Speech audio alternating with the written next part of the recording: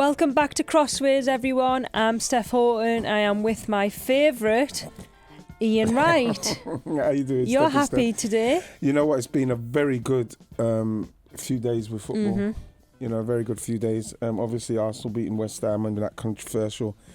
Well, it's not controversial. It was a good decision. It was the right decision, the VAR. And then my Baller League team won as well. We beat Chloe's team this week. What was the score? We beat them 3-2.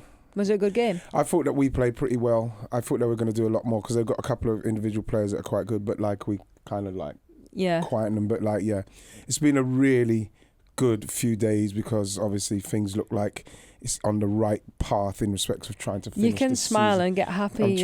I'm trying not to. I'm not getting run. Are you getting too excited before? I am. Yeah, I can feel it. You know what? Why not? Exactly. You must be the same. Obviously with City. Oh, with the women, yeah.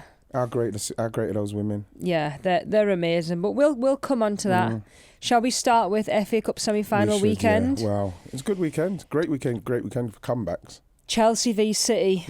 Thoughts? I think that Chelsea, there's a lot to think about with Chelsea and being 2-0 up, especially with the substitution of Berman bringing on Lucy Bronze. I don't know if that was for experience, for whatever, but then I think they ended the game with, was it I think, Neve Charles and Lucy Bronze at the back. Yeah. And that in itself said to me that, you know what I mean, there's a lot of work to be done. Buchanan probably still nowhere near fit enough to play that much of a game in respect of ACL. But in respect to the game, Chelsea being 2-0 up with the experience they had on the pitch, and it was, for them to lose then, it's worrying. Yeah. It's worrying. I think that inconsistency this season for Chelsea has been one that we're definitely not used to, especially after the last 6 or 7 years and winning trophies and expecting what Chelsea's going to turn up. But I think for me, when I looked at the game and City were 2-0 down, I was like, it's going to be impossible to come back because of Chelsea, the players that they have and how they were playing as well. I think City had a tiny little bit of a hangover, probably. Not literally in terms of just winning the league in the week and that excitement. I think they did start slow. I mean, Chelsea hit the bar. Yes. Chiara made a save in the first minute. So the pressure was always on, and especially when you've got someone like Sam Kerr. Yeah. I think she looked lively. She caused a bit of a problem. She did look lively, yeah. To go 2-0 up and then to eventually get beat is, it does send out a few alarm bells, if I'm being honest. I think the positive from a City point of view is for them to have won the league, to then go to Chelsea, who they've dethroned, 2-0 down, and come back says everything you need to know about City and their mentality right now. Because as much as I thought that there was a lot of chances, I thought Bunny done pretty well. Bunny, I thought it was one of those days for Bunny where the team that she's linked with, you know what I mean, she's missing chances against, but they kept going, and then in the end she got her goals. But I think that Chelsea were a little bit hard done by with that ball, what didn't go out of play. I mean, when you look back at the replay, it was probably still in. It was still in. And again, I think that for that level of game, you need to have VAR. VAR needs to be involved. Yeah, because there are big decisions in the game, aren't there? But like, just to touch on that mentality from City, and obviously being there and being in and around that group of girls, I think this season that performance there typifies everything that City have done this season. I think, like, always fight to the end. You look at Liverpool, winning in the last minute, scoring a header, and always finding a way. And you know what impresses Ian? I think we've probably spoke about City maybe having that starting 11. Not really that much change, but actually Andre brought on subs in the second half. You look at Mary Fowler. Mary Fowler's goal was brilliant. Amazing for her to score her first goal back after ACL, and she's got so much talent and she can go as far as she wants to go because her technique is superb. But even like Iman Benny, she started really well this season but hasn't really featured that much, but coming on, making really crucial tackles and making assists, and I think that just gives us a little glimpse of what potentially could happen next season. You know who I was quite pleased for in the end? I was really worried for her after that goal, what she let in was Chiara Keating. With the mistake. I was devastated for her because, again, we're talking about a young keeper who's looking for an opportunity. She gets it in the FA Cup. Obviously, the manager's rotated and he's given her the chance. And I thought that when she made that mistake, she came for that, misjudged it, and then obviously Sam Kerr just gobbled it up like she would do. I was worried for her confidence, because she's a confident character, isn't she? She's confident, but I think, like, knowing Chiara, and obviously don't want to give too much away, like, she's desperate to play. Yeah. And imagine the pressure that you've got in terms of, you're not really played as much as you want this season, but your games are the FA Cup games. Yeah. Of course there's going to be added pressure, because that's your only opportunity to help your team, and then like, obviously on a match day. the further you go as well, the more the pressure mounts. Yeah, you're one step away from Wembley. Everybody wants to get there. She's never played there before, so of course there's a bit more pressure, but I think to have that resilience after making that mistake and to make that save, unbelievable. I was so pleased for her to make that save, but it's, the point I'm going to make with Chiara is that I believe she needs to move on from there. I think you see that mistake. I don't think that mistake happens if she's a regular number one, knowing that she's a number one and she should be. I don't think she makes that mistake, but I think you make a great point, Steph, where she's coming in for the FA Cups. Obviously, the further you go in the FA Cup, the more pressure builds on it. She plays in a game against Chelsea, at Chelsea, makes a mistake like that. You're thinking, I'm thinking, that girl needs games. So she's somebody that's probably going to have to think about what she's going to do for the next season and the season after. When does she want to finally get herself as a number one somewhere where she's playing regularly? Where she can, because she's very good on the ball and the feet and that. She's very good. She's a good shot stopper. But I think the mistake she makes is lack of game time and being there. And also, like, from a goalkeeper perspective, like, because she knows she's not going to probably play against West Ham in the cup, in the league, in the final game, like, there's even more pressure. Right. Because no matter how you play, it's not really going to influence the manager's decision at this moment in time, because that has been the pattern that's happened over the whole of the season, whether that's in the League Cup or the FA Cup. But I do agree. I think it's such a hard thing when you're a young player and you've experienced playing for a long time. There's a added pressure of a World Cup next year to try and play her and to impress and to get into that squad. So she's got a lot of work. There's so many different factors. Yeah, so many.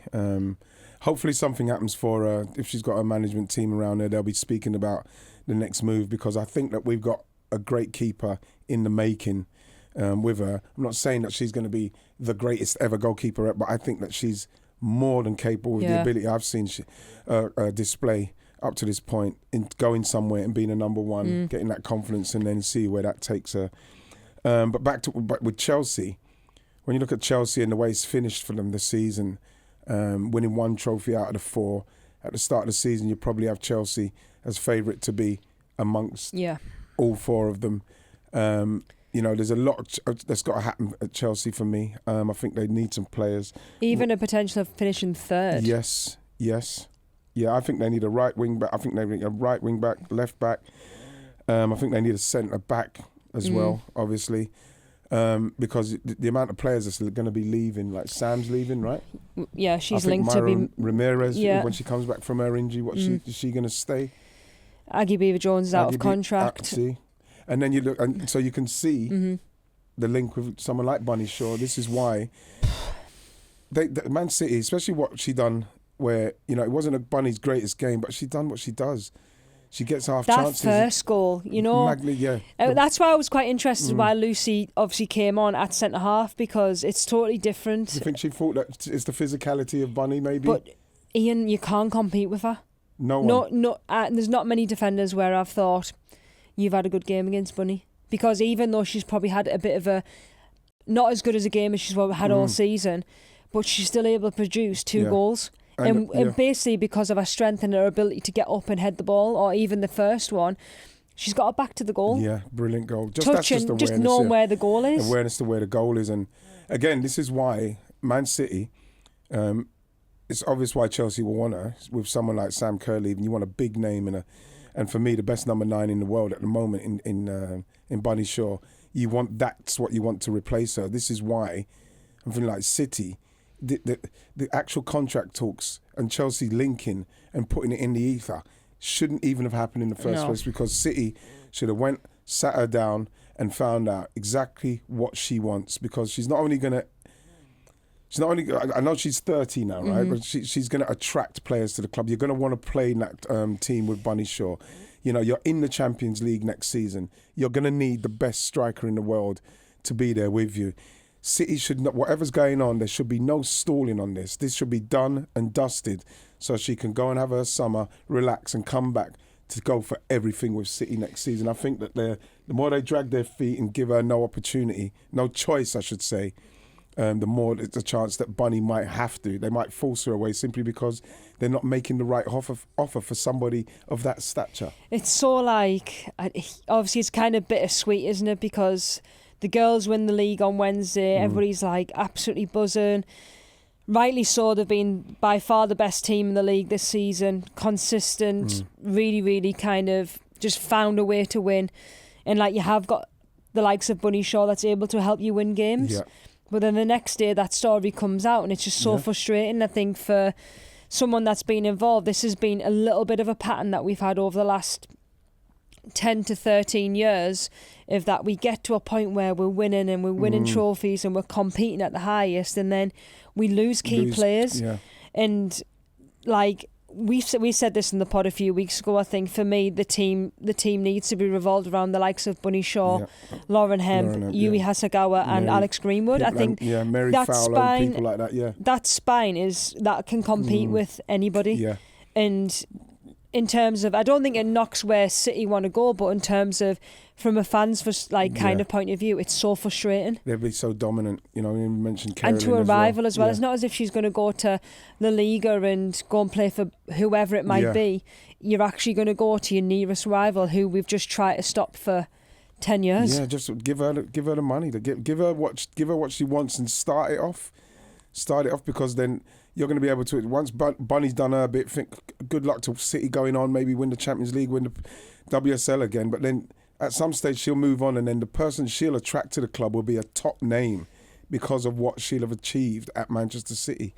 They'll say, I want to go there, I'm going to replace Bunny Shaw, and then they're going to carry on doing it. So I think that City have the capability now with the players they've got and the players they will be able to attract to really put down a marker on Chelsea, because I think Chelsea, even though Sonia's now got I still think it'll take them time to rebuild that squad. Chelsea, without a doubt. If they lose the likes of Samka, Ramirez, you've got Aggie Beaver-Jones, there's been rumours about Niamh Charles going. So like in terms of that kind of turnover, it's quite hard. That's a massive turnover of some really good players. And you have to feel that with Sonia, like I say, getting a new deal, she obviously must have things in place, because the way the Chelsea season was going, you can see what's going on. It sounds similar to Renée in a way. Yeah. Because Renée signed her contract, didn't she, when Arsenal hadn't really went through the best of forms, and we were quite critical of Arsenal because we expected a lot more, especially after winning the Champions League. But I think we said the same about Renée in terms of surely there's things in the pipeline where you're thinking, okay, she's got control of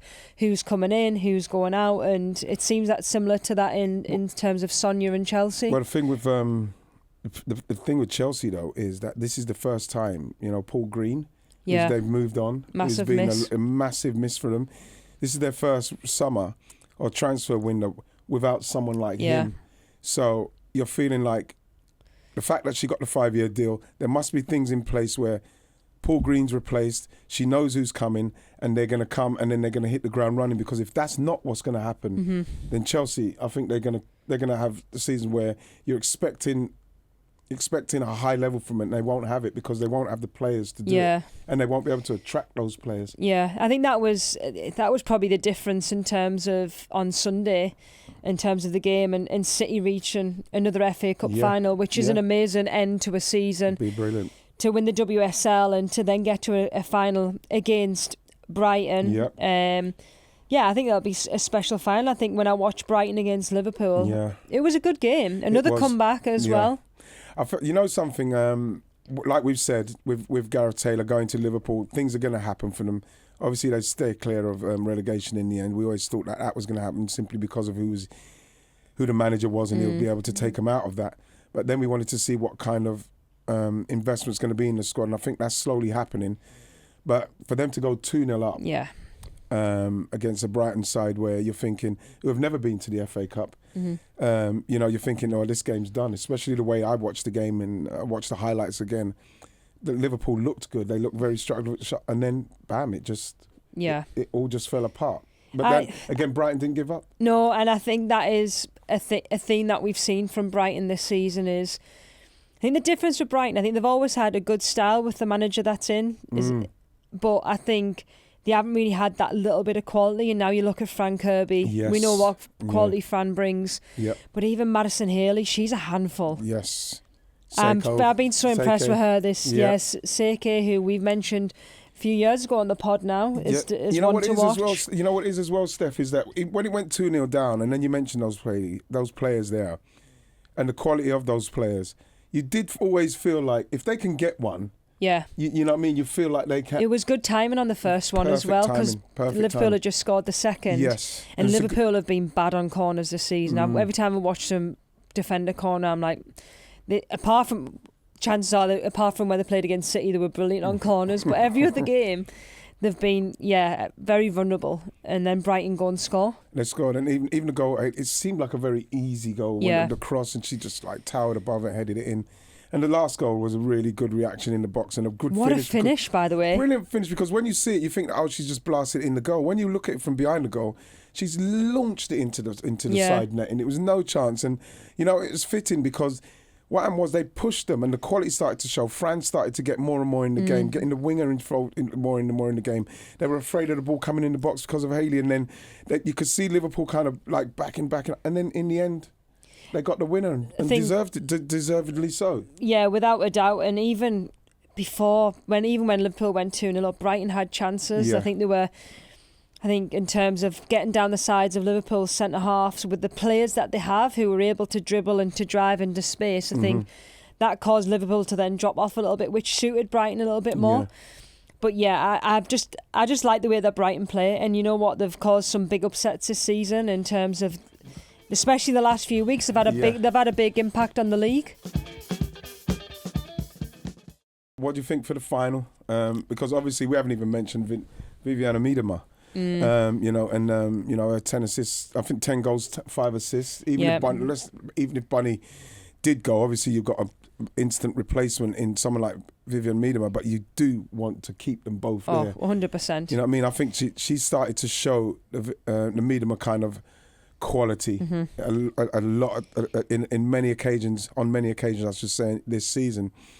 And I feel that if they can keep that together, it's gonna be a tough game for Brighton. Yeah. With City, with the momentum and the confidence, and like I say, just even the occasion best, itself, though, Ian. But I look at, obviously we've been at finals before for FA Cup for City, but like you look at this group of players, and I would say there's probably 3-4 maybe of experience that FA Cup final at Wembley. There's a lot of new players, so for both teams, it's going to be a big occasion, which it always is. FA Cup final, probably the best day of the year in terms of getting to Wembley and all the build up. But it should be a good game because Brighton caused City problems. Yeah, without a doubt. You know what as well? So I think it should be also at neutral grounds with VAR. What, semi-finals? I think so. Yeah, I agree. I think it's too big a game. Like Chelsea can easily say, not that Chelsea lost in the end, but Ellie Carpenter's cross for Sam Kerr's goal wasn't out of play. No, City got away with what I one. mean? And the thing is that, again, watching Chiara, when the ball's going out, she's pointing, like to say the ball's out. You have to keep playing. Yeah, definitely. Happens. But I think that in the future, I feel like VAR should be involved. I'm not a massive fan of it, but it should be involved at that stage of the season for that kind of game. It's vital. I think for that competition, yes. Yeah, without a doubt. We used to do semi-finals at neutral venues, and it was so much better because, honestly, Ian, we used to always just get Chelsea away, and it's still happening. It was always like, okay, who are we going to get the semis? It'll be Chelsea away. It was just a bit of a running joke, but I do think for both sets of fans to go to a different ground, but also just for the fairness of the competition, but to not kind of overall like the fact that you can get to Wembley. Yeah. Because that has to be special. That has to be the main kind of... Well, that was always my problem with it being in the semi-finals in the men's, is that you take away a special feeling of playing just to get to Wembley. You know what I mean? You play the quarterfinals and you win the quarterfinals, and in the semi-finals you're at Wembley. And then people say, yeah, but then you get the experience of Wembley. No, you're meant to get the experience of Wembley when you're in a final, not in a semi-final. You know what I mean? Because you get the experience of Wembley in the semis, and the first thing you think is, I want to come back here. That doesn't particularly drive you on. No. You know what I mean? Because if you lose in a semi-final, you don't say, yeah, but I've played at Wembley. People say, yeah, but win at Wembley. You lost in a semi-final. Wembley should be left purely for the final. And like them trophy lifts and like they imagine them walking up the steps and just in general, just like the whole day, that's what makes that competition unbelievable. So I'm a big fan of your idea of VR and at neutral venues. You know what, as well, for Brighton, can I just say, I think it's a great reward for what their club are doing in the game as well, with that training facility and everything what they're doing to build for Brighton, what the men do, the way the club is run, everything they're doing for the women. This is like the women almost saying thank you. We'll get you to a final and then we'll try and win the final against the champions to show that you're doing the right thing in investing in the women's game in Brighton. And so this could be the beginning. If they can beat City, you know, which is a massive ask, right? If they can beat City, it could be the beginning of a real bright future for Brighton. You know, I think the fact that they've got to a final already, and also the intention to invest is through the new stadium. I think that might even spur the whole club even more to be part of them finals more often. And I think the biggest thing now is the investment in the team, because the likes of Fran, of course, great player, but there's only kind of a certain time that she can be able to do that. You need the next generation coming through, or better players come from different teams. So now they've got that little bit of a foundation to be actually able to go, oh, the girls, come sign for us. Come sign for us. Look what we've got. Look what we're building. Look what our team done last season. They're competing in big games. They're competing in big games against the best teams. You can see what Brighton are trying to do. What they're trying to build is to be able to compete at the top end. Of the WSL, and if they can do that with what they've got, they will attract players. They've got a good coach, so Ian. Like you can tell that he's coached them really well, and it's starting to click. And I think that gives them a really good kind of base in terms of being able to allow the attacking players to go and play. We'll see how they get on. We'll see how they get on. I think we've got to give some love to some players who are moving on, right? We should. There's a few announcements this week. Beth Mead. Yeah. Well, obviously... 9 years at the Arsenal. Fantastic servant to the club. Won everything domestically. You know, it's time, probably. I genuinely believe if there's people do move on, and I think the fans will be devastated that she is moving on, but things have to... You know, you have to recycle and keep going and go again to try and progress. Her leaving this season, I think, it's a shame, but I think it's best for her and the club, because I think she's still got a lot to offer another club, but Arsenal have to move in a different direction. I think it's a difficult one, because people say, what do you mean? It's just time for things to move again. It's just that brutality of football, isn't it? And at this level we're at now, when players are on big wages, there's so much competition, there's so much fight to win. 4 trophies between however many clubs, I think you do. But honestly, I think in terms of Beth, obviously I wasn't at Arsenal when she signed, but to be at a club like that for 9 years and to play at that highest level, I think, and you can tell she's loved by everyone, even just looking on social media in terms of she's a top teammate, and you can see that when she does come into a room, she's just full of energy, she can bring positivity, and she's had a bit of a rough ride, obviously, from a personal point of view as well. But I think I like the fact that she's probably been able to decide this on her own terms, even though she was coming to the end of her contract. I think it's her chance to go and pick where she wants to go next. Yeah, because I think there'll be a few suitors for her. Yeah, definitely. I've got to mention Vicky Pelova, Victoria Pelova at Arsenal, because I think she's been terribly unlucky at Arsenal. She's doing pretty well, you know, when she was playing before Mariona came, and then obviously getting that injury, and then trying to get back from the injury. You know, she's probably somebody that will move on as well. She's got so much to offer. She's a fantastic little player. I think that injury really curtailed her for a bit in respects of her progression, but she's somebody else who'll probably leave, and I feel that she'll do okay somewhere else. Zinsberg, obviously a massive servant to the club as well.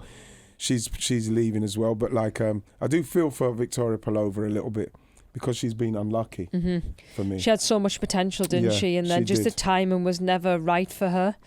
It's going to be interesting to see. Obviously, I'm going to be really looking closely at Chelsea's summer activity, obviously at Arsenal's and Manchester City's, because Manchester City could go on to do the double Champions League next season. Got to make sure that they tie down Bunny Shaw, because if they tie down Bunny Shaw, that will then invigorate the whole squad, because as I speak now, Steph, and you all know, when your top player is in contract talks and you don't know what's going on, it's still, you're reading other clubs, you start to worry. Is she going to be here? Oh my gosh, she wins so many games for us. What's going to happen if she's gone? So Manchester City have to quell all this. They have to quash all this and get it done so as everybody can go into the summer ready for next season. Just on Man City, can I mention a few players? Go on, then. Is that okay? A big shout out to Laura Coombs. Oh yes. Yeah. Came on in the World Cup. You know what? Well, like when we won the league, and you're thinking, I'm so happy for everybody, but like players like Laura Coombs, like on your retirement year, it's just a perfect mic drop moment, and I just think you can't underestimate Coombsy as a person, but also as a player, like in terms of what she brings, and I just never think that she ever got like the flowers that she really deserved. Yes. But playing with her and watching her play, like I just think she has so much influence on everybody else, but also on the game. And another big shout out to Lauren Hempo, because she is the longest standing player at City. Okay. One of my favourite players of all time as well. Like, I do think we see loyalty in football, but I think Hempo has been really loyal in terms of a couple of years ago, could have probably made that big move to Barcelona. Yes. Was probably so close, and I always remember having a conversation with us saying, you can be a legend here, we'll win trophies, and it's hard to convince someone. It turned her head a bit, didn't it? And of course it will do, because you know what, even though she comes across as this like really lovely girl, like she is so self-driven and she wants to get better and she wants to improve, and I think just to know that she's finally got that league title in her hand, she really deserves it. Players of that caliber, they deserve it, and this is why, again, it's up to the club now to reward these players with what they've given to the team. Lauren Hemp, Bunny Shaw, all of those players, and so then they can really go forward with massive amount of confidence, knowing that we're not just going forward to try and do this. We're going forward to do this because we've got the players who are driven to do it and have the quality to do it. Yeah, without a doubt. So I just wanted to give them two a little bit of a mention. They've got to get a mention. Right, so the predictions. So that's it, really. So first is Kay. Kay's 107 points. Steph came fourth with... I've moved up. Yeah, she came fourth with 103. Woo. Yeah, well done you two. So well done you two. Nice one. Where did you come? Oh, yeah, sorry. I came 21st. 89 points. And that's why, because look, Steph, you got Villa, Arsenal totally right. What did I say it was going to be? Goals, 3-2. Goals, honestly, everyone. I'm so bad at predictions. Right, okay, this is your last chance. But while I'm doing the predictions, I feel so right. Well, as long as you feel like that, that's okay. This is my last chance to make up, I don't know, 20 points. Right, so there's a midweek game, which is Arsenal v Everton. You know what? I'm going to go with Arsenal 3-0. Not just because you did last time, but just because I feel that's what it's going to be. I'm going to go 2-1. Okay. So Arsenal. So Brighton Spurs on the Saturday. Brighton Spurs. Brighton in top form. Yeah, they are in feeling good form. Happy. Are the players going to be feeling, I don't want to go in because I just don't want to get in? That's a good game, that Brighton Spurs. I think probably the two most improved teams this season. Playing for places in the final. I'm going to go 2-2. 2-2. I feel like it might be a draw as well. 1-1. Okay. Chelsea United. That's a big game. Just in terms of... I'm still going to go with... I don't think United have ever beat Chelsea, have they? No. So I'm going to go 2-1 Chelsea. 2-0 Chelsea, I'm going to go. Everton Leicester. Everton Leicester on Saturday. I'm going to go with Everton. Everton to beat Leicester. I'm going to say... 3-0. Ooh. Leicester have got a big game coming up that week after. I'm going to go 4-1. Wow. Liverpool, Arsenal. I'm going to go Arsenal to beat them 2-0. I'm going to go 3-0 Arsenal. 3-0 Arsenal. Mm-hmm. Okay, London City Lionesses versus Villa. At London City Lionesses. 2-0 London City. I'm going to go 3-1 London City Lionesses. And then West Ham v City. West Ham v the champions, you mean? Yeah, West Ham v the WSL champions.